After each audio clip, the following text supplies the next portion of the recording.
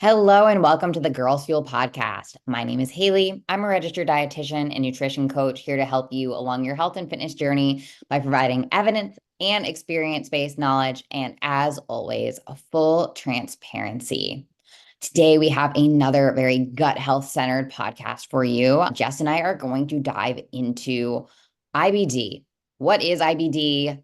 Does the IBD diet make a difference? And what you can do to manage this very chronic condition. So, Jess, I'd love for you to kick us off. Tell us a little bit more about what IBD is and what it might look like. Yeah, totally. So IBD, it's an inflammatory bowel disease.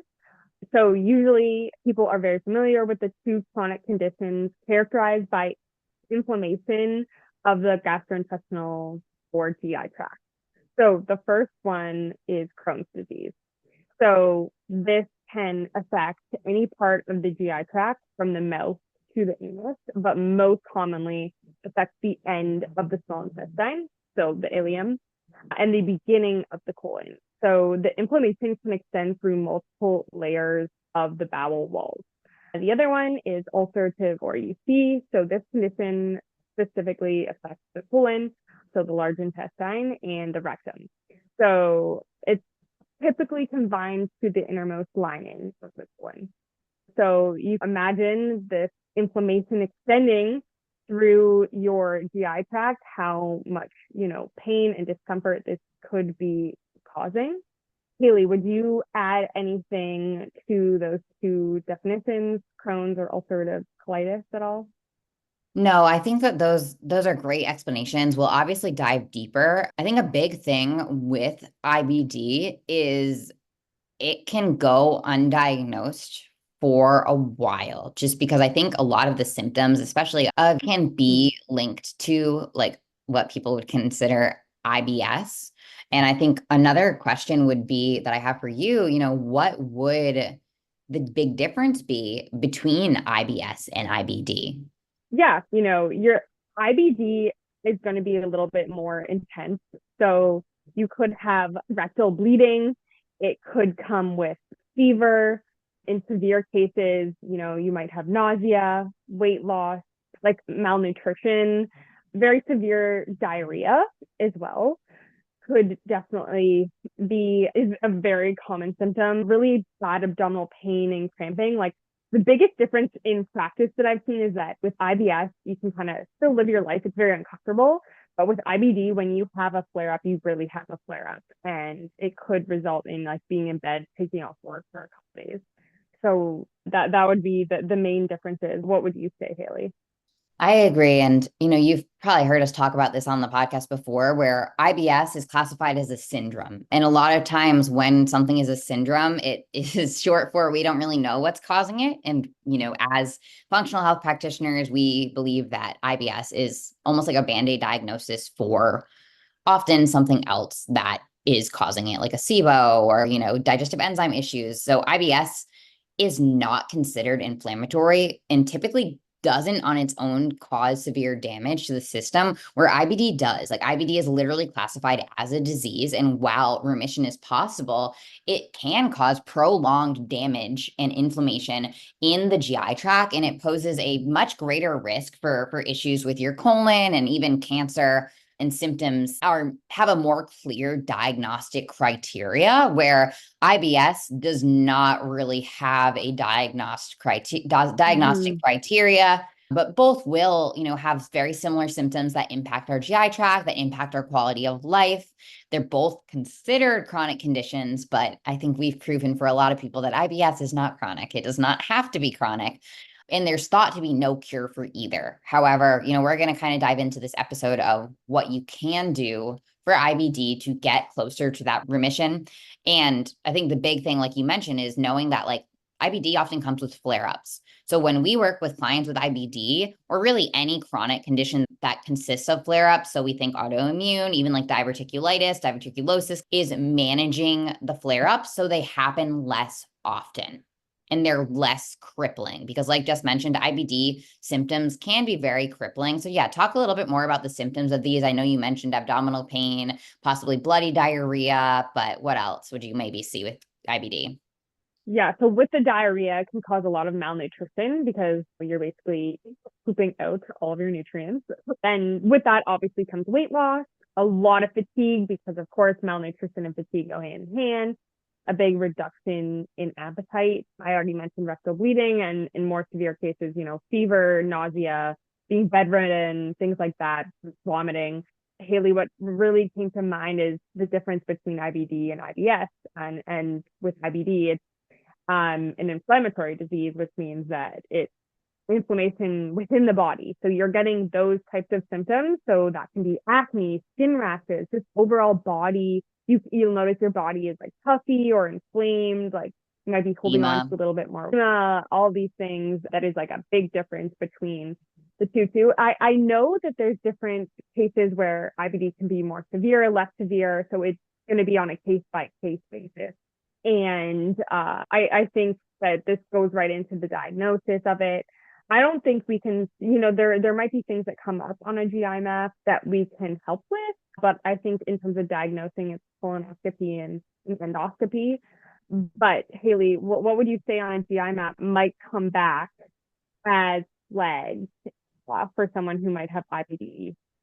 Definitely. So big things for the GI map with IBD. And again, we can't diagnose anybody with anything because we're not doctors, but the GI map can point us in the direction of what might be happening in your body, as well as, especially as a dietitian, give us some room to work on specific conditions.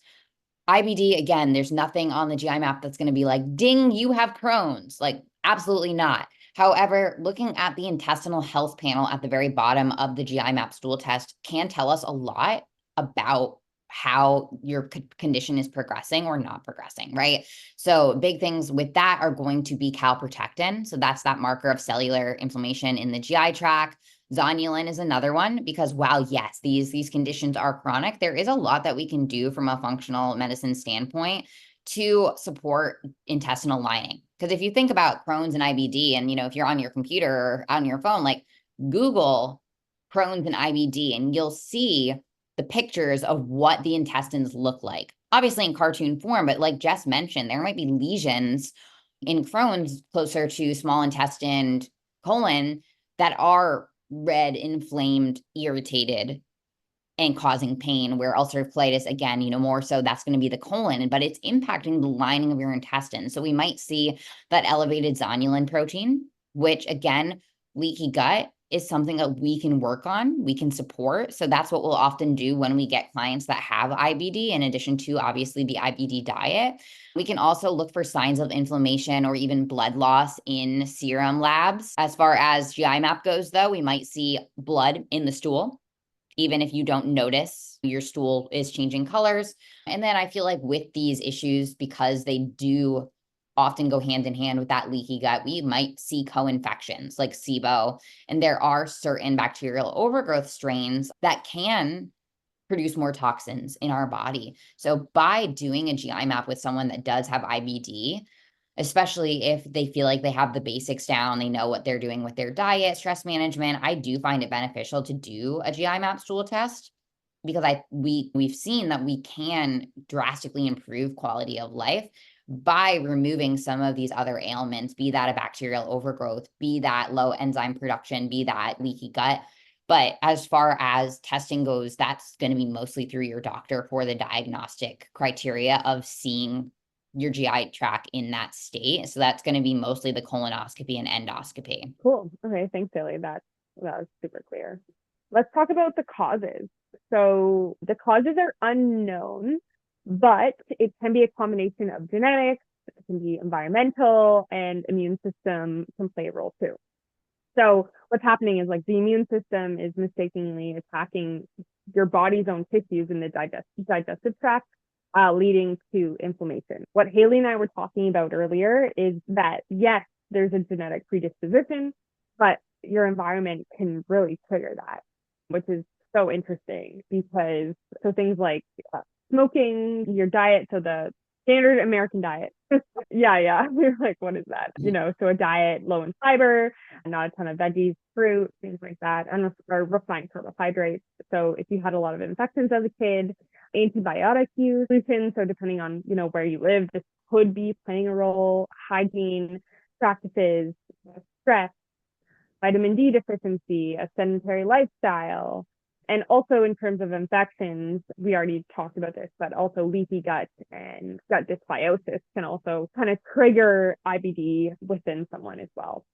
So it's really interesting because I think that, these environmental factors, they can be similar for a lot of chronic diseases. And I think that as a kid, sometimes I wish I knew some of these things because I know as a kid, and sometimes our parents didn't know either. I know this is kind of off course, but, in terms of antibiotics, I know when I was a kid, took a ton of antibiotics. I didn't have a great diet. I had lots of infections, things like that.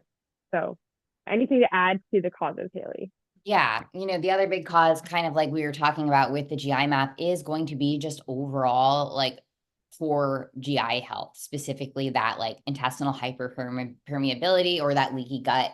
It is demonstrated in most patients with Crohn's disease, especially during an active flare up. So that's where, if you're in a place where you have these Crohn's symptoms, and again, it's not always localized to the GI tract, we might also notice inflammation. Eye issues is another common one that I've seen, like swelling of the eyes or pain in the eyes. Again, arthritis, maybe kidney stones or gallbladder issues, nutrient deficiencies, because again, if your GI tract is compromised, you're not going to be able to absorb your nutrients. But a big thing is that intestinal permeability support. And, we've done tons of posts on this as far as what you can do for leaky gut. If you're not sure where to start, assuming, check with your doctor, check medication interactions, but herbal tea, like a throat coat tea, is always my go-to because that has some of those soothing compounds that'll help with that intestinal permeability, as well as that more like Th17 dominant immune state that is more of that breakdown immune state. When we see Th17 symptoms, leaky gut,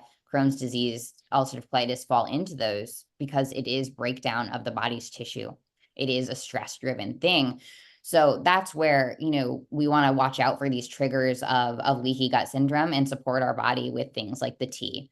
And then also evaluate if there are any other infections present. So we've talked about some bacterial overgrowths. Other things might be like more foodborne things, so like H. pylori might also be associated, just because we know that H. pylori bacteria, while it's common, we all have it in our GI tract. When it is triggered in high amounts, overgrown, that can cause direct damage to the lining of the intestines. It can cause ulcers and different things like that. We might also see just decreased abundance of that good bacteria and overabundance of some of those bad bacteria, or E. coli is also common with Crohn's. So a big thing, I think, is supporting your GI tract and your immune function as a whole, and evaluating what else might be going on. Like one of my clients that comes to mind who had IBD, ulcerative colitis at the time, also had Epstein-Barr. And we also ended up finding, a bacterial overgrowth that pointed to SIBO. So by working on those two things that were, more systemic and impacting her, we were able to reduce the pro-inflammatory response.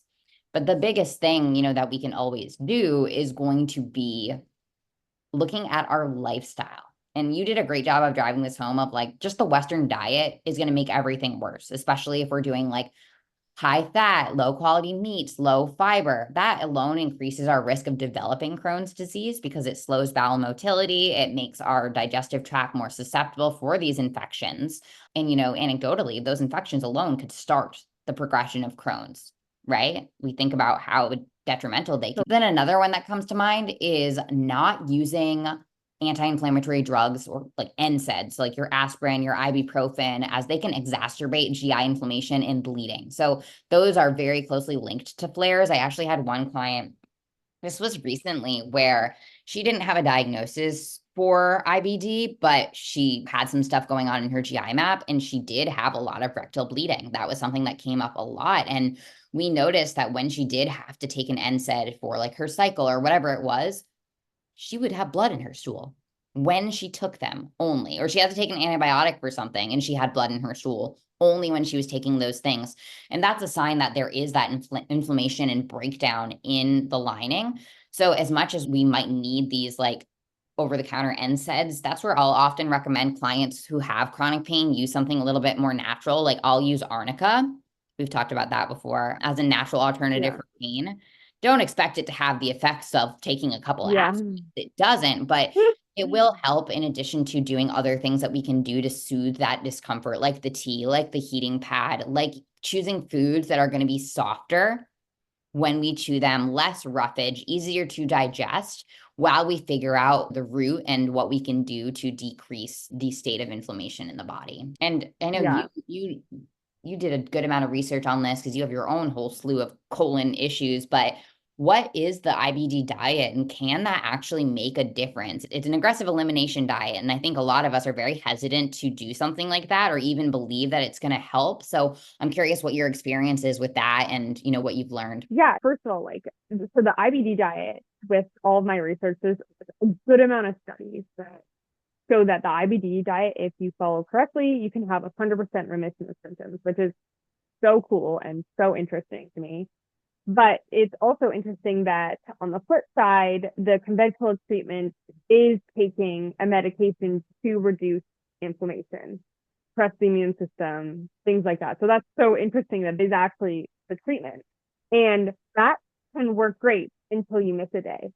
And when I have seen some of my clients even miss one day of medication, the flare up that can come from that is just drastic. And my clients have said it's not worth it. It's not worth it to be in that flare up. And like Haley said, eating softer foods in terms of how to manage that flare up, eating softer foods, teas, spending, putting less stress basically on your body is a really good idea. But the other approach, the more functional natural treatment, would be the IBD diet. So I do want to say that it's not necessarily about focusing on everything you need to exclude, but instead, like in terms of a mindset thing, like focus on the diet or focus on the foods that make you feel good and notice the patterns of what foods make you feel good and which ones don't. So the ingredients usually in processed foods, so like lots of additives, maltodextrin, which is basically a sugar, are artificial sweeteners, colors, dairy, things in like sausages or canned sauces. Honestly, I can't even pronounce some of these, but so Red flag right there. Can't pronounce it. Yeah. Don't eat it. Yeah, 90% of the totally. time. So that, 90% of the time. yeah, You got to live your life. yeah, exactly. So some of those things are things that you'd want to avoid, but like I said, those are mostly in a standard American diet. So in packaged foods, fruit juices, refined carbohydrate foods such as, Wonder Bread. Let's give an example. Another thing that I would say to avoid would be dairy and gluten, just because those are the common allergens as well. But in terms of foods that work really well, omega-3s, so like fatty fishes or even an omega-3 supplement, I personally take two caps of my omega-3s per day because I see so many benefits from it. So lots of coconut and olive oil, which are, better oils than, for example, seed oils. So if you don't like coconut oil, you can use a capsule form or use olive oil. So I just, douse a little bit of olive oil, as a salad dressing, for example. Lots of spices can be really beneficial. So dill, garlic, ginger, turmeric, oregano. I love using fresh spices on all my foods. Some condiments that are okay would be, so I love like coconut mustards, tomato sauces, vinegar, non-dairy milk, herbal teas. Haley and I are big fans All of the tea. Yes, I like Gary mentioned just our comfort tea, apple cider vinegar, bone broth, amazing, cacao. So a variety of fruits and vegetables as well. So foods rich in micronutrients, vitamins, minerals, and fibers. And then, of course, getting a good amount of proteins and healthy fats. So this is, fish, eggs, nuts, avocado, cacao, things like that. Haley, what do you want to add to my big list of foods? Yeah. So I agree with all of those foods. I think when we're in that state where it hurts so bad and we're like, what the fuck do I eat? A big thing to really do first, and this is basically just like falls in line with the IBD, AID phases, is bring it back to the basics. And I have my girls do this even if they don't have IBD, if they just are in a place where their gut health is poor and they're having flare ups of symptoms. When it comes to IBD, the big thing is going to be watching out for texture and maybe even temperature, depending on the sensitivity where you're at in your flare. And this is true for diverticulitis and diverticulosis to a degree as well, just partially different foods that you need to focus on and avoid. But especially with IBD, we want to go through the phases when you're in a flare up, but we should, hope to spend the majority of our life in that remission state. So phase one would be the basics, right? And this is where we're really going to pay attention to what textures help us and really want to prioritize pain management. So this is typically where I recommend my clients keep food really, really soft. This may even be where we're pureeing more foods. And, I've had very few clients have to do this, but when maybe you're in the beginning stages of the disease and you haven't gotten the inflammation under control just yet, you may have to go to a either full liquid or semi-liquid diet. And that's where, use of elemental formulas and like protein and food replacement powders can be helpful, but typically, we just want to find what works for you. And this is where there's really no one size fits all meal plan for anything, but especially for something like IBD. But if you feel like you're in a flared state, intestines hurt, we're not digesting well, bowel movements are off, go to the basics and eat soft things. Slow down before meals, take deep breaths. This goes for everyone, not only if you have IBD or if you're coaching somebody with IBD, but the deep breaths and the slowing down, calming down your nervous system, that's going to be so essential so that your body can actually produce the enzymes that it needs to digest your food.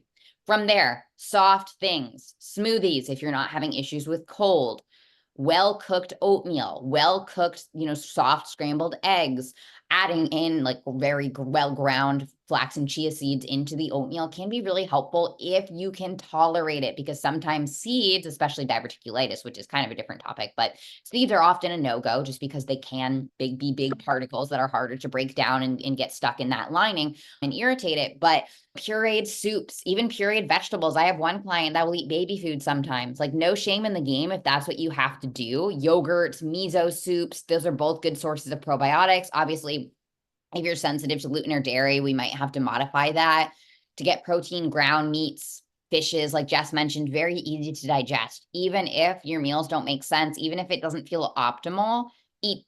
You got to eat, but keep it as soft as possible. Bananas, mashed potatoes without the skin, things like that. And then once we're getting out of that flare and we've seen that significant improvement in symptoms. And this is where with our clients with IBD, we'll also add some supplemental support just because a lot of times there's just so much inflammation. Our body can't possibly do it on its own. But once we get to that kind of like phase two, we can introduce more foods and textures. And again, this is going to be completely custom to you, but typically we'll try to slowly introduce a little bit more fiber, maybe a little bit more foods with fat in them. And the reason why sometimes a lower fat diet can be helpful when we have digestive issues is because fat slows gastric emptying, it slows motility. And while we need it, it's fantastic. It might be hard to digest all like the seeds and the nuts and things like that. So that's where, like Jess mentioned, oils, fatty fish, those are going to be your BFFs, eggs and things like that. But here we might be able to diversify a little bit and try some more like soft vegetables, really cooked up, really mushy in oil, like soft greens, like even like a butter lettuce or a cooking spinach. Yep. Without the stems. Yeah. Maybe some softer purees, like pureed berries and straining them, maybe like an oat flour or something like that. But then, once we get to remission and you're more comfortable eating a greater variety, bowel movements are more controlled and solid, it's going to be super different person to person. I have one client right now, she has diverticulitis. So again, kind of similar, and she kind of knows like what foods are a hard no and what foods are a hard yes. We're working slowly to increase the list of foods that are a hard yes, because that's something that you can do. But by understanding that, like, you're not always going to be able to eat the same way every day, every week, and that is okay when you have something like this that's chronic, is going to be really important. Yeah, totally. I love how you talked about the different phases, Haley, because it's going to be on a case by case basis, and it's going to depend on where you're at, what phase of the disease you're in, and that can change very quickly, especially if you're having a flare up, you missed your medication. And maybe we can add to the show notes like an amazing resource. That website is the IBD, it's the UMass Medical School, who has an amazing resource where it breaks down the different phases with the different foods. But again, it's going to depend on you, your body, and where you're at. I think that, IBD is a chronic condition, which means that it's going to, yes, you can have 100% remission of symptoms, but it's going to be an ongoing management, just like all chronic diseases. And so finding what works for you is going to be really important. Cool. I think that was a great summary of IBD diet. And even if you don't have IBD, but you struggle with your gut health, those are some steps that you can even still take. But if you have any questions on anything that we talked about, definitely, shoot us a message on Instagram, join our free Facebook community, and you'll be able to hang out with us, more live trainings and resources. And if you liked this episode, make sure you subscribe, share it with a friend that might also benefit. And thank you so much for hanging out with us today.